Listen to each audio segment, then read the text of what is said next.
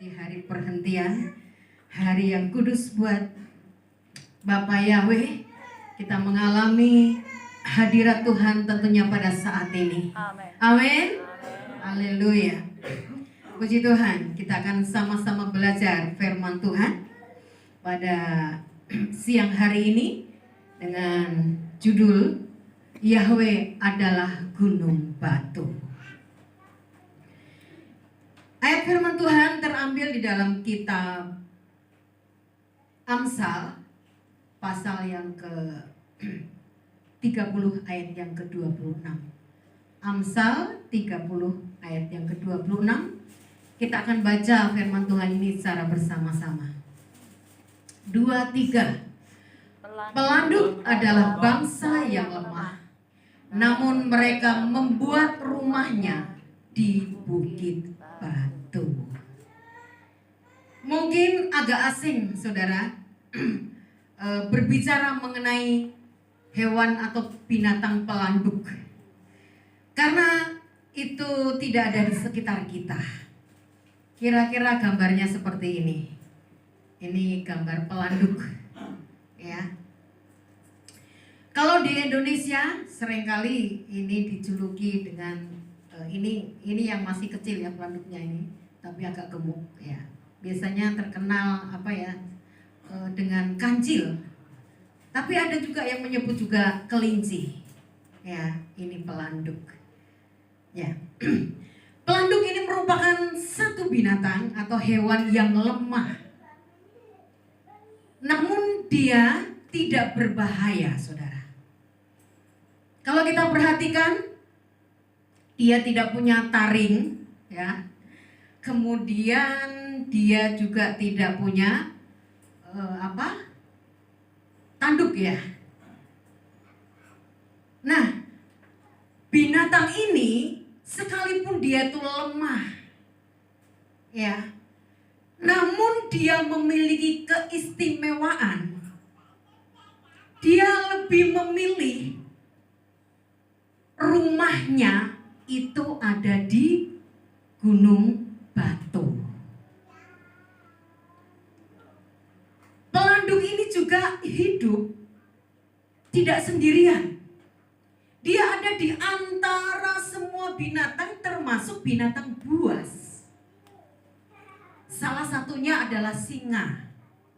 Nah, singa ini senang sekali, ya. Dan pelanduk ini merupakan satu sasaran makanan singa. Ya. Namun demikian, ya, tidak mudah singa untuk bisa mendapatkan pelanduk ini. Ya.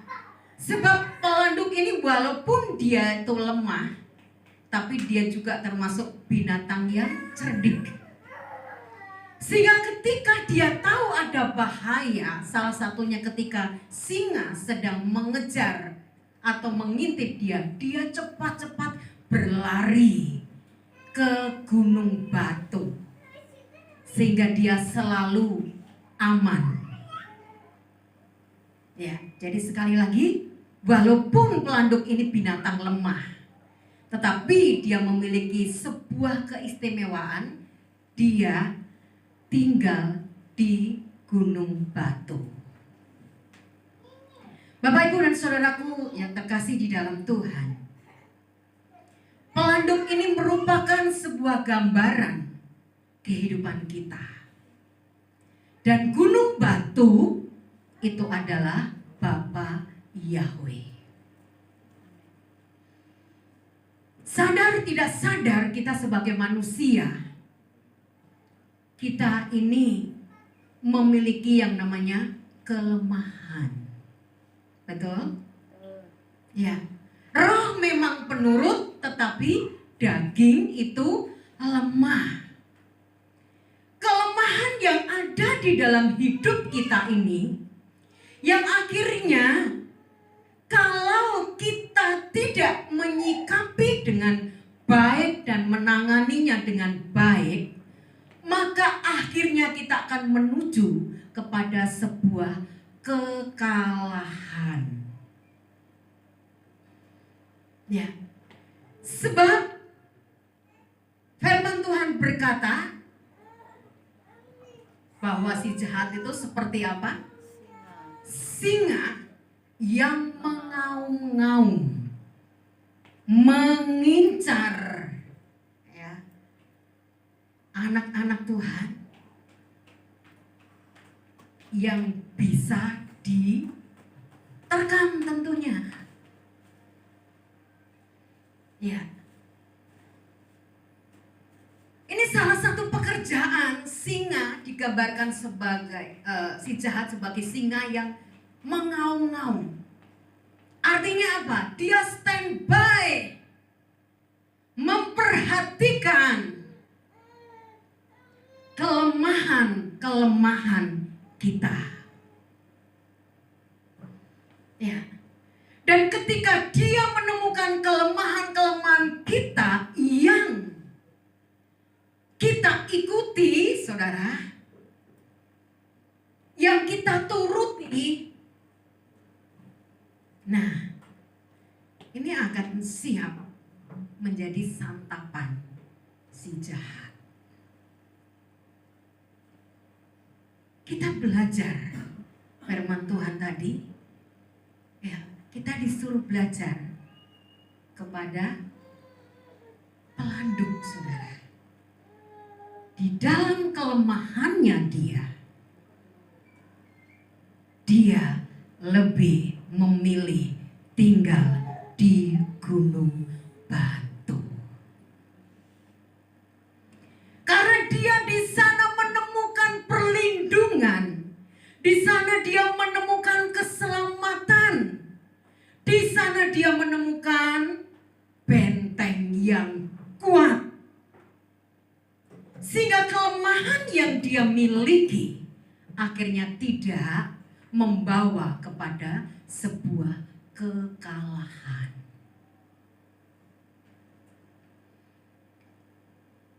Firman Tuhan yang berkata, kita ini adalah umat pemenang. Amin. Ya. Kita ini adalah umat pemenang. Bapak Ibu, itu yang menjadi bagian yang diberikan Tuhan kepada kita. Ya.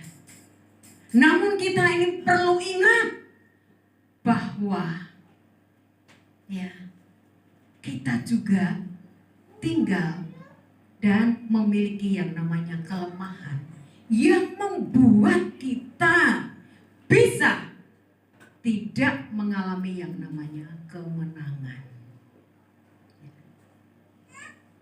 Untuk itu, saat ini kita akan bersama-sama belajar. Ya, saya ambil, saudara, dari sebuah kisahnya Daud, ya. Di dalam Mazmur pasal yang ke-18 ayat yang ke-21. Ya, kita baca sama-sama. Mazmur 18 ayat yang ke-21. 2, 3. Sabar dulu. Ya, 2, 3. Elohim itu jalannya sempurna, firman Yahweh itu murni. Dia adalah perisai bagi semua orang yang berlindung kepadanya. Dikatakan bahwa Elohim itu jalannya sempurna. Ya. Pada dasarnya Tuhan menyediakan dan Dia rindu mau kita berjalan di dalam jalannya yang sempurna.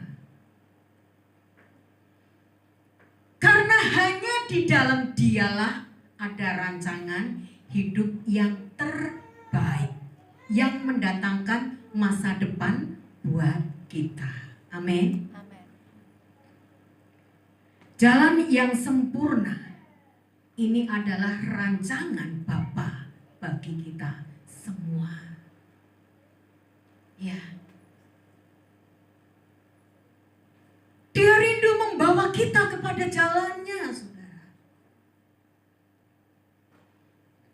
ada sebuah pencipta lagu yang tentunya mungkin ini dia sudah pertimbangkan dan survei, saudara.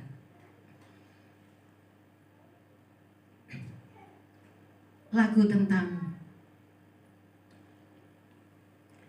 jalan Tuhan bukan jalanmu. Betul?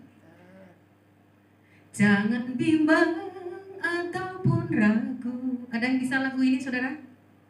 Nantikan Tuhan. Iya.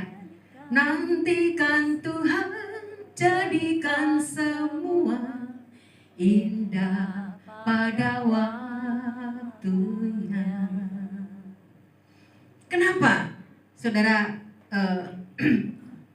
pengarang lagu ini mengatakan jalan Tuhan bukan jalan kita?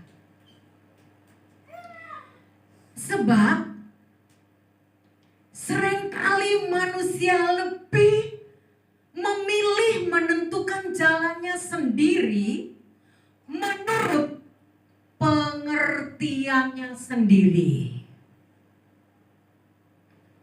Ya. Namun demikian Tuhan akan tetap terus menuntun kita.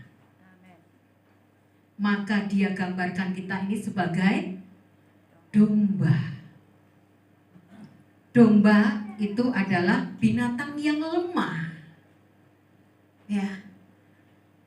Tetapi karena domba memiliki gembala yang baik, saudara, gembala itu terus akan menuntun domba yang lemah ini. Apakah yang digunakan oleh gembala untuk menuntun domba yang lemah ini? Saudara, boleh sebutkan apa yang digunakan? Ada dua. Tongkat. Ya. Gada. Tongkat dan gada. Saudara, Tuhan tidak hanya membawa tongkat saja. Tongkat yang terus akan mengarahkan jalannya domba. Tetapi Dia juga membawa yang namanya gada. Di sana ada pengajaran yang terus Tuhan berikan. Tetapi Tuhan juga, saudara, tidak tinggal diam ketika kita jatuh. Dia terus akan angkat kita. Amin. Ya. Dia akan terus tuntun kita sampai terus kita berjalan di dalam jalannya yang sempurna, sehingga kita tidak mengikuti jalan yang menurut pengertian kita sendiri itu baik. Ya. Kemudian yang kedua dikatakan firman Yahweh itu murni. Artinya firman Yahweh itu berbicara tentang yang namanya kebenaran, saudara. Kebenaran sejati kita temukan di dalam Tuhan melalui firman-Nya. Itu yang menjadi panduan hidup kita. Amin. Iya. Puji-pujian tadi dari awal banyak mengatakan, sekalipun keadaan tidak baik, Tuhan itu tetap baik. Amin. Ya. Bahkan dikatakan, saudara, Dia akan terus menuntun kita walaupun ada di lembah kekelaman. Tongkat dan gadanya itu terus akan menyertai kita. Jadi Bapak, Ibu, dan saudara semua yang dikasih oleh Tuhan, ada juga pujian yang mengatakan, liku-liku kehidupan ini, jalan mana yang harus ku lalui, rintangan dan cobaan selalu menghalangi. Betul, saudara? Ada begitu banyak ternyata, saudara, di dalam kehidupan ini namanya rintangan, ada yang namanya cobaan. Ini berbicara sekali lagi mengenai masalah demi masalah yang kita hadapi. Nah, apapun masalah yang kita hadapi, ketika firman itu kita jadikan sebuah pegangan dan kebenaran di dalam hidup kita, maka kita akan tetap kuat. Amin. Amin. Ya. Kalau kita salah, kalau kita jatuh, saudara, Dia pun tetap sayang kepada kita ketika kita datang kepada Dia. Ya. Apalagi kita tidak salah dan kita harus menghadapi api. Ya.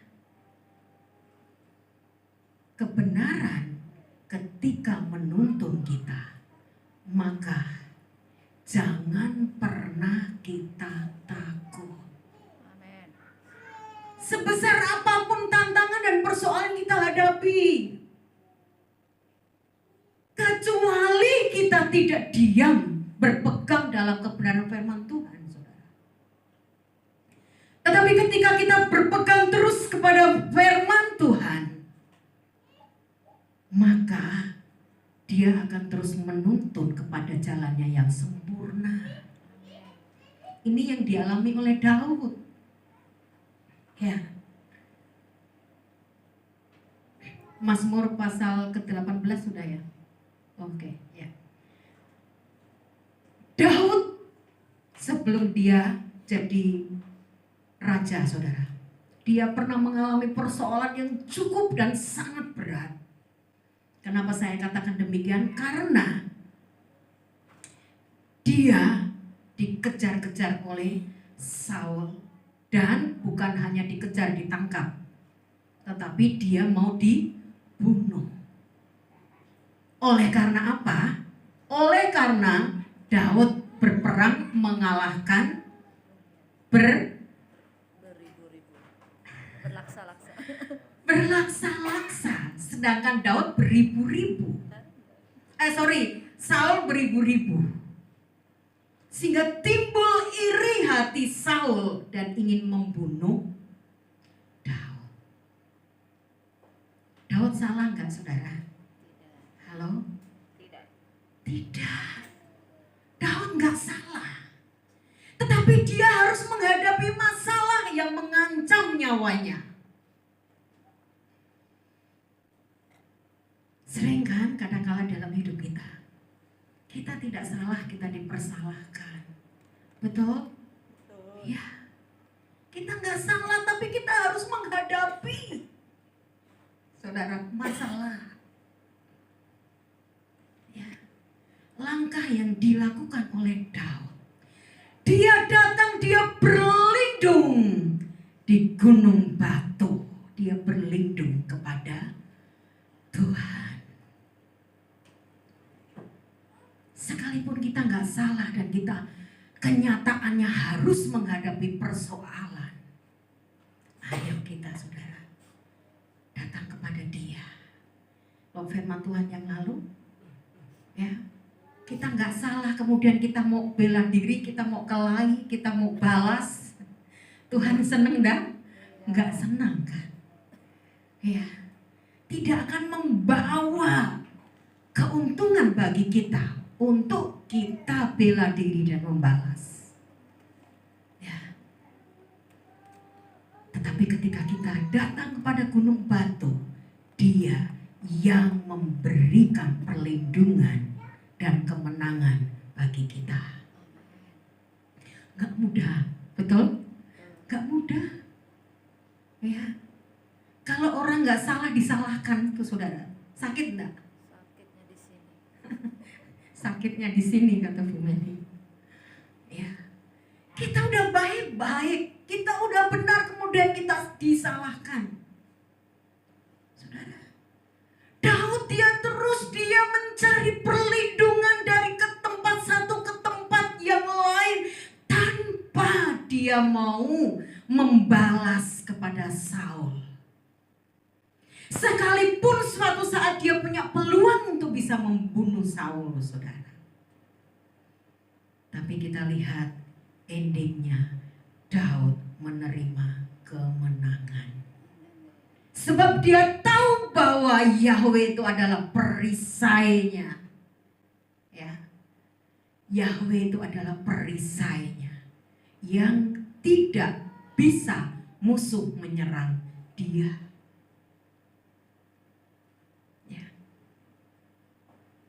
Ini yang dimaksud kebenaran firman Tuhan itu murni di dalam kita.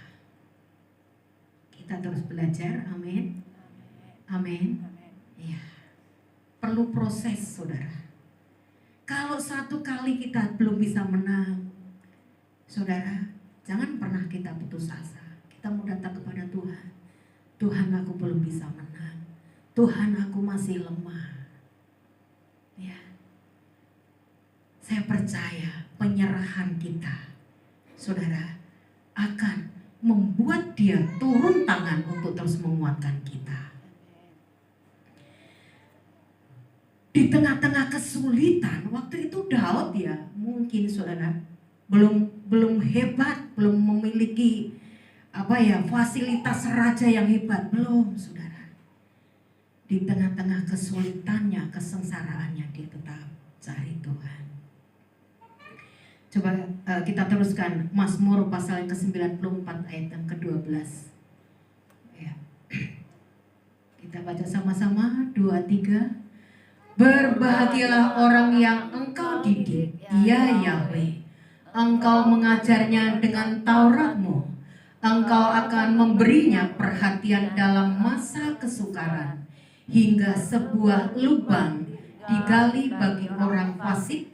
Sebab Yahweh tidak akan membiarkan umatnya, dan dia tidak akan meninggalkan ahli warisnya. Diawali dengan sebuah kalimat, berbahagialah orang yang Engkau didik. Kita ini sedang sekolah, saudara. Sekolah kita di mana? Seumur hidup kita sekolah di sekolahnya Tuhan. Amin. Iya. Kita terus belajar dan belajar. Tentang apa? Tentang kehendak Tuhan. Tentang apa? Tentang kebenaran Tuhan. Itu supaya menjadi bagian di dalam hidup kita. Karena orang benar, dia pasti akan bersinar, saudara. Ya. Didikan Tuhan itu terus dan terus. Mungkin dalam satu perkara kita belum menang, Tuhan akan terus didik kita, saudara. Salah satu contoh saja. Firman-Nya berkata, diberkatilah orang yang mengandalkan Tuhan. Terkutuklah orang yang mengandalkan manusia atau kekuatannya sendiri. Akan lebih mudah bagi kita sebagai manusia, saudara, untuk kita mengandalkan orang lain yang kita anggap dapat menolong kita, betul? Ketika kita ada masalah. Ya. Entah itu kesukaran ekonomi, entah itu masalah yang begitu sulit atau berat yang sedang kita hadapi. Tuhan mengajar kita untuk kita tetap mengandalkan Dia. Dan kita terus belajar, saudara. Kenapa Tuhan izinkan kita mengalami kesusahan? Salah satu contoh mungkin dalam hal ekonomi kita, saudara. Pernah, saudara? Halo? Hebat jemaat ya, Serdam, kita kasih tepuk tangan. Rupanya saya sendiri yang angkat tangan, saudara. Kami pernah mengalami kesulitan ekonomi, itu biasa, saudara. Bahkan ya mungkin yang sering kami saksikan, ya, dompet kosong, dua-duanya kosong, dompet bapaknya isi 1.000 rupiah itu pernah. Ya. Siang makan terakhir, nanti sore mau makan apa? Itu juga pernah kami alami, saudara. Ya, apakah Tuhan itu tidak baik? Apakah Tuhan itu kejam? Kami sudah memberi diri, meninggalkan keluarga, orang tua, semua yang baik-baik, yang indah-indah. Kami tinggalkan dan tinggal di perantauan, saudara. Ya. Kami belajar mengandalkan Dia. Tanpa kami harus mengeluh dan bercerita kepada siapapun. Kami lebih memilih datang dan sujud di bawah kakinya. Dan pertolongan Dia itu selalu tepat pada waktunya. Amin. Ya.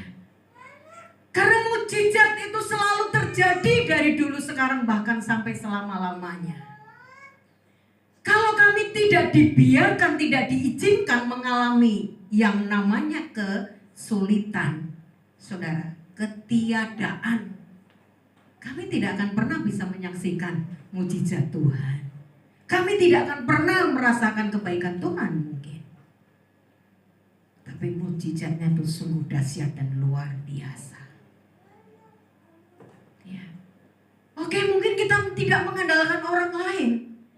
Tetapi kadang secara tidak sadar kita lebih juga mengandalkan diri kita sendiri.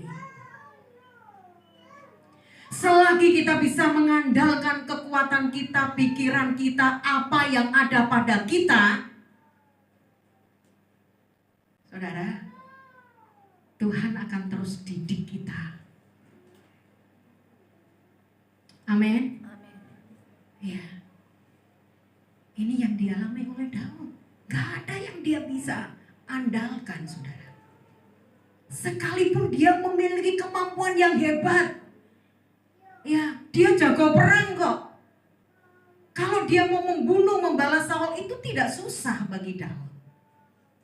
Tetapi dia tidak mau mengandalkan kekuatannya. Dia mengandalkan Yahweh, maka kemenangan ada di pihak Daud. Sekalipun kekuasaan Saul lebih hebat, saudara, jauh lebih hebat, tapi ternyata kemenangan ada di pihak Daud. Amin. Kita mau terus siap belajar, saudara. Amin. Ya.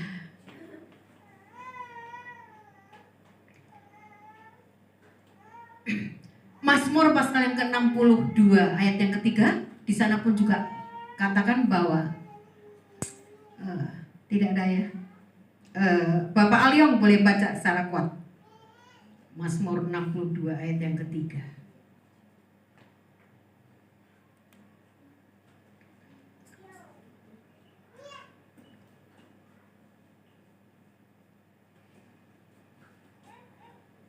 Mazmur 62 ayat yang ketiga.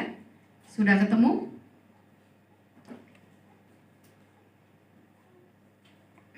Belum ketemu?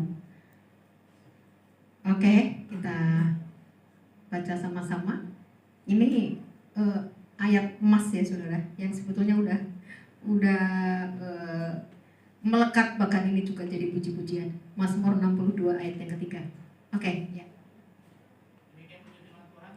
Hanya Dialah gunung batuku dan keselamatanku, perlindunganku, aku tidak akan tergoyahkan. Iya, saudara. Ada lagunya ya. Hanya Dia gunung batuku, hanya Dia kota bentengku, aku tidak akan goyah selama-lamanya. Ayo kita nyanyikan sama-sama. Nyanyikan kata-kata ini, resapi dengan iman. Kita mengakui Tuhan itu sebagai gunung batu kita. 1, 2, 3. Hanya Dia gunung batuku, hanya Dia Kota bentengku, aku tidak akan goyah selama-lamanya. Kurang keras, saudara. Kita nyanyikan lagu ini tuh sebagai sebuah iman kita pegang, ya, bahwa tidak ada gunung batu yang lain, keselamatan yang lain selain di dalam Tuhan. Amin. Oke. Ya. Hanya Dia gunung batuku, hanya Dia.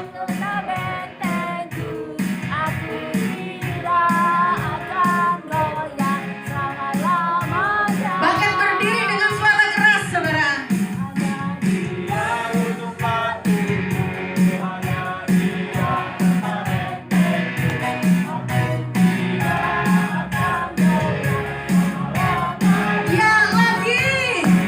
Katakan dengan imanmu. Haleluya. Amin. Aku tidak akan goyah selama. Sekali lagi. Haleluya. Angkat tanganmu, saudara. Amin. Haleluya. Akan goyah selama-lamanya. Aku tidak akan goyah selama-lamanya. Amin. Haleluya. Silakan duduk kembali. Ketika kita sedang lemah, ketika kita sedang bimbang, ketika kita sedang goyah, saudara. Bahkan mungkin suatu saat ketika kita rasanya tidak punya kekuatan apapun, katakan, Dia gunung batuku, Amin. Dia tempat perlindunganku. Amin. Sudah pernah mengalami satu situasi yang lemah? Halo? Seringkali ini didapati ketika apa, saudara? Ketika terbaring tidur, merenung keadaan demi keadaan yang tidak baik, yang akhirnya membuat akhirnya kita jadi lemah. Ingat, kita ini adalah ahli waris Bapa Yahweh yang tidak pernah Dia tinggalkan. Amin. Maka ketika kita sedang lemah, jangan diikuti, saudara. Singa sedang mengaum-ngaum. Ingat, kita bangkit dan kita katakan, Dia gunung batuku. Amin. Ya. Ayat yang terakhir, Mazmur 83 ayat yang ketiga. Ya. Kita baca sama-sama 2-3. Jiwaku sangat merindukan pelataran Yahweh. Hatiku dan dagingku bersorak-sorai kepada Elohim yang hidup. Mazmur ini ditulis oleh Daud ketika dia ada dalam keadaan kejayaan sebagai raja, saudara. Segala-galanya dia punya. Dia tidak kekurangan sesuatu apapun. Tetapi satu hal, saudara, yang ada di dalam hatinya Daud. Dia katakan, jiwaku sangat merindukan pelataran-Mu. Tidak sedikit, saudara, umat Tuhan ketika ada di dalam zona kenyamanan. Ya, begitu mudahnya melupakan Tuhan. Bahkan Tuhan itu dianggap biasa. Ya, Tuhan dianggap biasa-biasa aja. Padahal sesungguhnya Dia adalah junjungan hidup kita yang harus kita hormati di sepanjang detik-detik waktu yang kita lalui. Amin. Amin. Ya. Bahkan Tidak sedikit juga akhirnya orang atau umat Tuhan yang hidup tidak takut lagi akan Tuhan. Saudara, bukan hanya orang-orang yang kesusahan saja. Orang yang kesusahan bisa seperti itu. Tetapi orang yang dalam kelimpahan juga sangat bisa seperti itu, saudara. Kita, firman Tuhan berkata, saudara, ya, jiwaku sangat merindukan pelataran Yahweh. Kalau ini ada di dalam relung hati kita, betapa berharganya waktu demi waktu kita untuk Tuhan. Betapa berharganya waktu demi waktu kita untuk kita beribadah, menyembah Dia.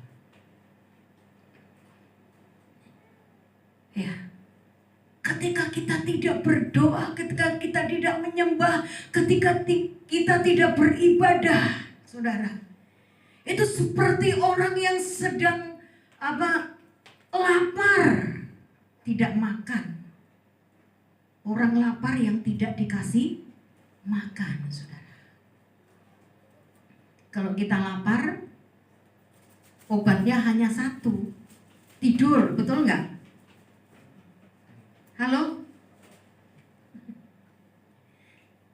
Kalau kita lapar sekali, saudara, kita obati dengan cara apa? Tidur. Betul? Mana suaranya? 1, 2, 3, betul? Salah. Obatnya ya hanya satu, makan.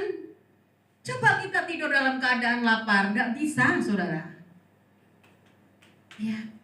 Ketika roh kita sedang lapar, kemudian kita kasih makan dengan kesibukan kita yang tidak pernah berhenti dari pagi sampai malam.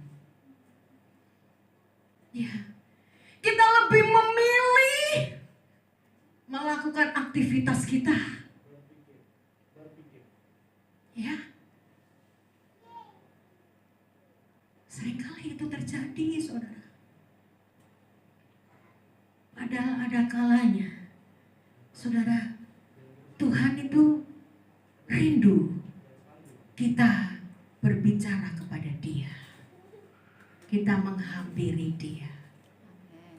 Amin. Amin, Christopher. Amin. Yes. Yes, ya. Tuhan itu baik. Amin. Iya. Ya. Saudara, Daud dia rindu pelatarannya.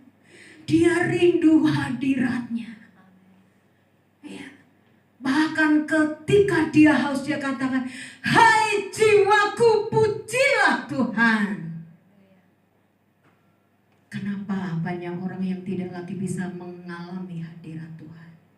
Karena ketika lapar tidak dikasih makan, saudara, tetapi diisi dengan yang lain-lain, saudara.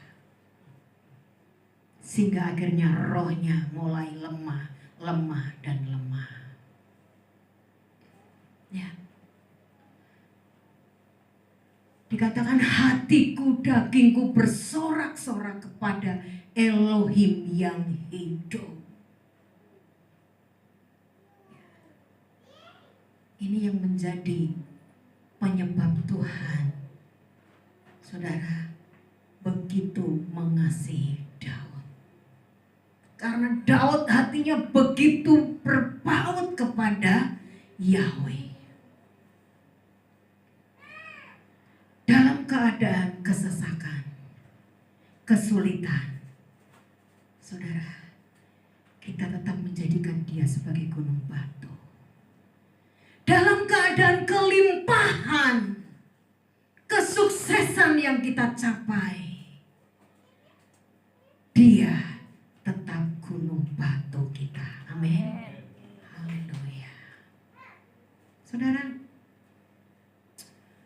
ada kadangkala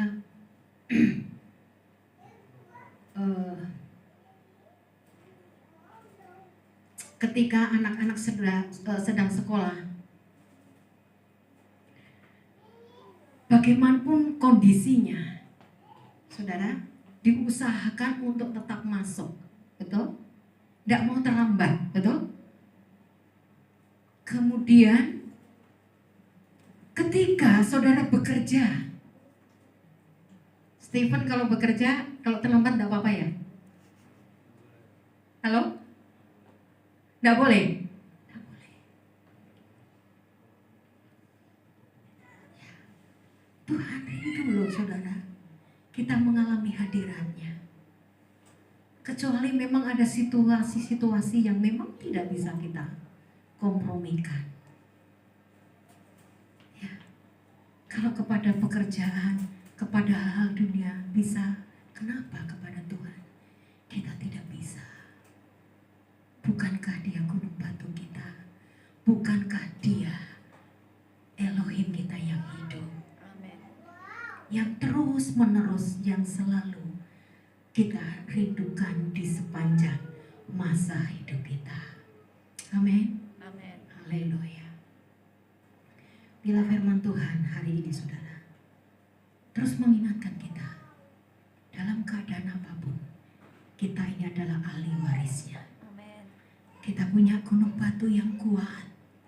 Apapun kondisi masalah yang sedang kita hadapi, berlindunglah di tempat yang tepat, yaitu gunung batu. Dia adalah Tuhan dan Yahweh kita.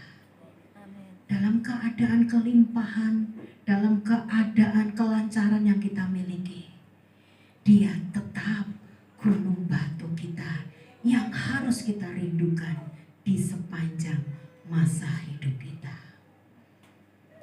Amin. Amin. Anak-anak muda di sini, ya, ketika rohmu lapar, ini ada anak muda berapa ya di sini ya? Coba angkat tangan anak-anak muda di sini. Angkat tangan. Ya, kuat-kuat, masa anak muda angkat tangan begini? Ya. Yes. Ya. Ini pertanyaan sekali lagi buat anak-anak muda. Ketika makan tadi, apa obatnya? Anak-anak muda jawab 1, 2, 3.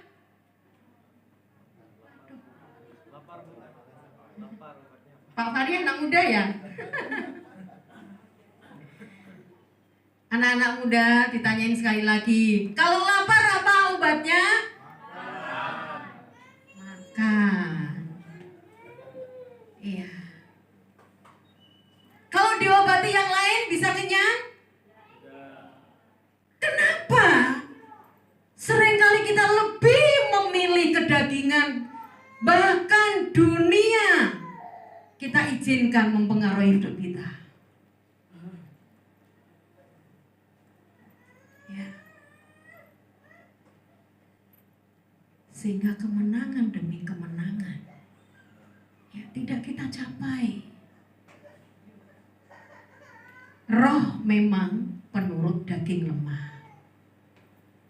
Anak-anak muda mau komitmen sekarang, aku mau hidup di dalam Tuhan.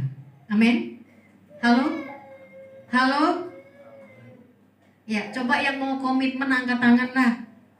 Sekali lagi. Yang mau komitmen, anak-anak muda mau benar-benar hidup di dalam Tuhan, coba angkat tangan. Anak muda. Atau anak muda bukan? Hah? Saya juga masih muda. Jalan Tuhan itu rata. Jangan memilih jalanmu sendiri. Ya, jalan Tuhan itu sempurna. Jangan memilih jalanmu sendiri. Maka akan membawa masa depanmu kepada masa depan yang penuh dengan harapan. Amin. Haleluya. Bapak Yahweh memberkati kita semua.